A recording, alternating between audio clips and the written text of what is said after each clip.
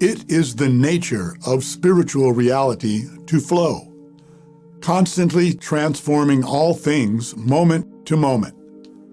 Accepting change will minimize our suffering.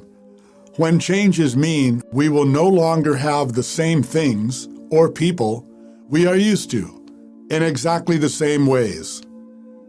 In Taoism, the difficulty of changes comes first from our labeling things good or bad. It is the resistance to change we do not want that generates the emotional pain. Taoism teaches that presenting resistance to real or imagined opponents is where discouragement and defeat come from.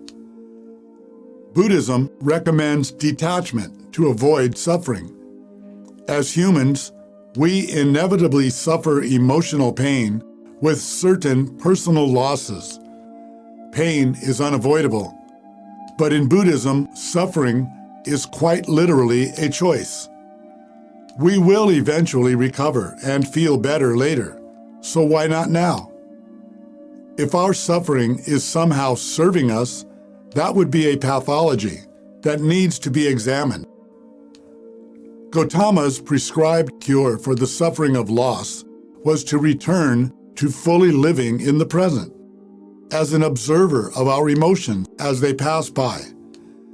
In this way, what is now past, and therefore no longer exists, will not cost us the precious moment we are in.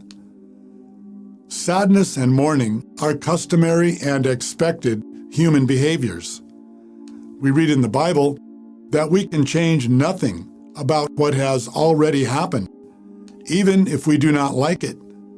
But we also read that we can escape the behaviors and customs of this world by changing the way we think. We are given reassurance that we will heal from emotional injury because the Lord is close to the brokenhearted and saves those who are crushed in spirit. The Lord heals the brokenhearted and binds up their wounds. Weeping may stay for the night, but rejoicing comes in the morning. Each of our avatars say that change is a part of this life, and there will be losses.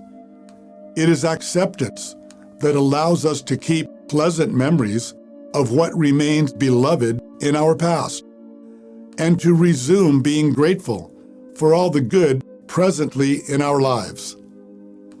Paul observed that our paths are marked out for us, so let us run our race with perseverance.